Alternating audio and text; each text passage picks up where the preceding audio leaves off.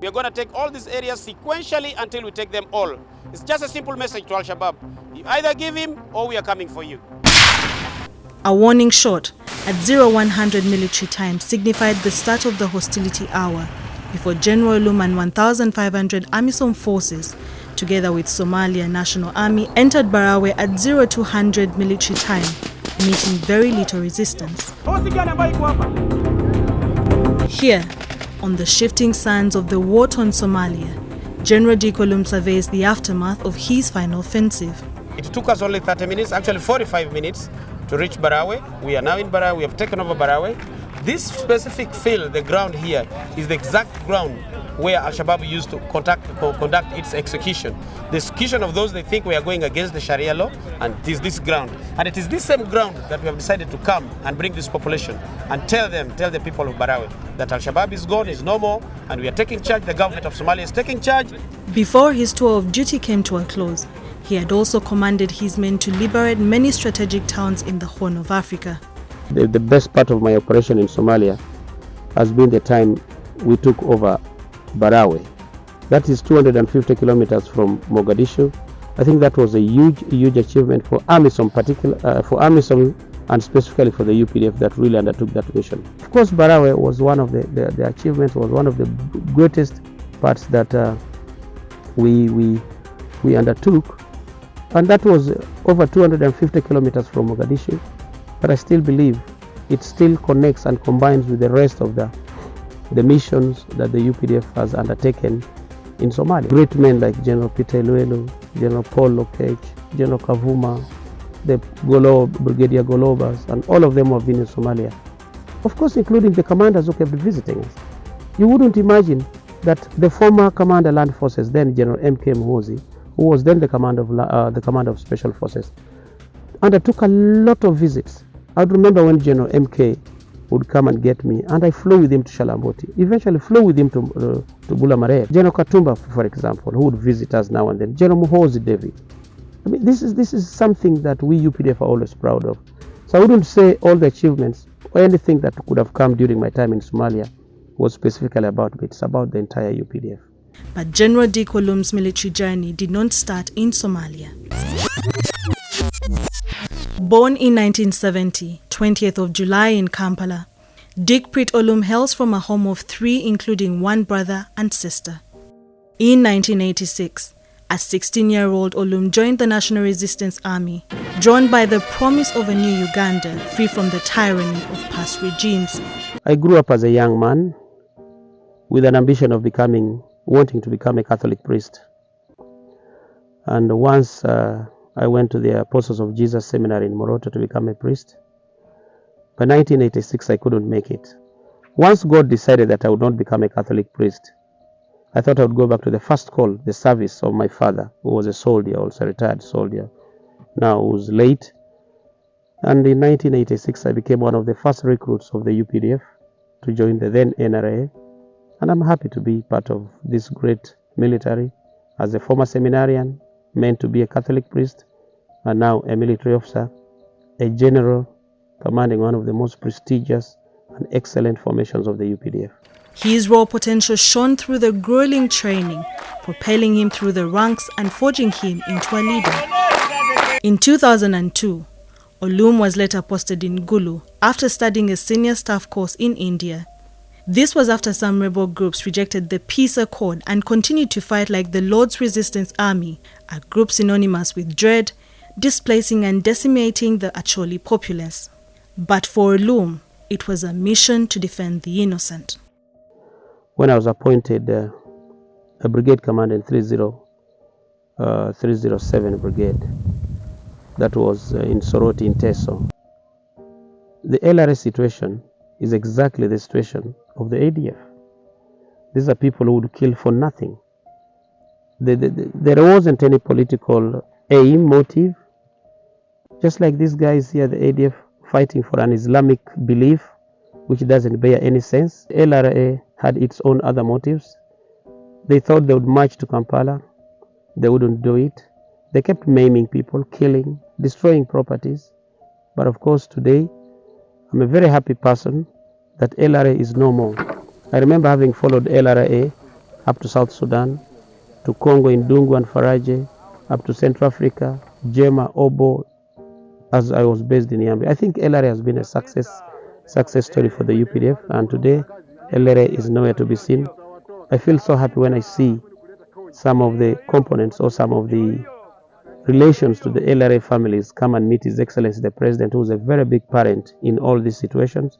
I feel so happy when I watch on the news that the President is meeting parts of this family.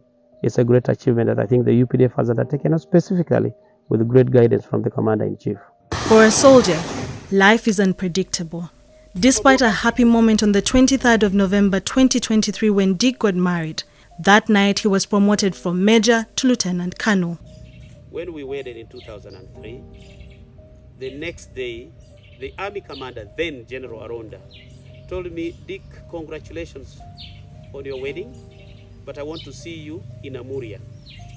And I wedded on the 29th, and on the 30th I was posted to 307 Brigade, and on the 1st of December was the birthday to my wife, and that was the day I left for Amuria. So I didn't have honeymoon, I didn't go anywhere, and thank God I have a very supportive wife who has always looked after my back, who has looked after my family, my children, and there she is. I will always balance. She knows when I say duty calls, I move, and she knows when I'm free, I come home. So it's all about the army, the military. The year is 1995, and shadow looms over Uganda and the Democratic Republic of Congo after another rebel group known as the Allied Democratic Force was formed by various streams of discontented sectors of Ugandan society which felt alienated after the overthrow of Idi Amin. Their intention? To establish the Sharia law. Their reign? One of terror, fueled by a twisted ideology, characterized by chilling abductions, mass murders and rampant lootings, activities still ongoing until to date. The UPDF has over the years been fighting these terrorists who are on the run and found refuge in the vast DRC forests. As the Mountain Division Commander Operation Shujaa, Olum says it's only a matter of time until the ADF is normal. The eastern part of the DRC is a hugely thicket that in most cases do not have infrastructure. There are facilities that do not meet easy access to mobility, to planning, to storage. So most of the challenges have been, one, infrastructure where our troops can be moved from point A to point B. Two, where our logistics can be hauled from one position to the other. Since 2021, the 31st of November to date, a lot has been done, a lot of achievements. I think this phase is a middle phase now for Operation Shujaa. I am not going to say we've reached halfway, I'm not going to say we've done a quarter, and I'm not going to say we have done 3 quarters. All I can say, it's a central phase for this operation, where the operation is becoming more interesting, especially when you look at all the recoveries, when you see at all the saving of the women, the children, the reporting by some of the ADF fighters, the hitting, the achievements in acquiring the weapons that have been got from the ADF. This tells you the biggest part of the central achievement of this operation. We are somewhere and we are heading somewhere. Olum is also a strong believer in the UPDF's Pan-African ideology of sculpting a safer Africa using African solutions. Reflecting on UPDF's journey from the NRA roots, Olum is confident in its continued ascent, crediting the Commander-in-Chief General Yoweri Museveni's visionary leadership. And way back in 1986, I looked at President Museveni. I looked at those big names, General Tumuine, General Tinyifunza, the big names like the Fred Rugemas, whom we found as young men, the big names like you see the Paul Kagames, and all these great commanders, the Konderes in the UPDF.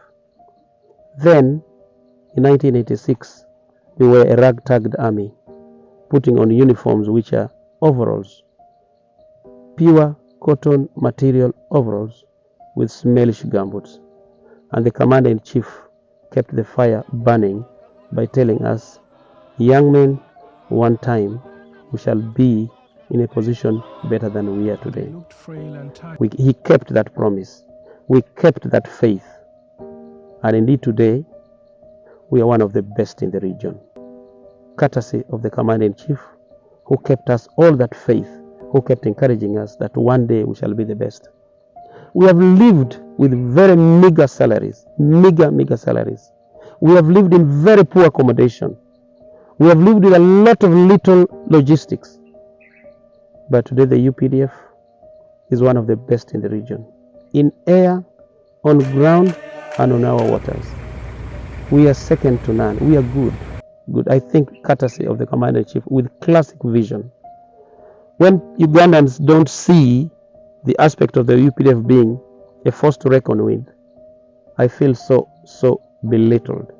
But I believe that the UPDF today has evolved into one of the mightiest fighters in the region. Look at where we are.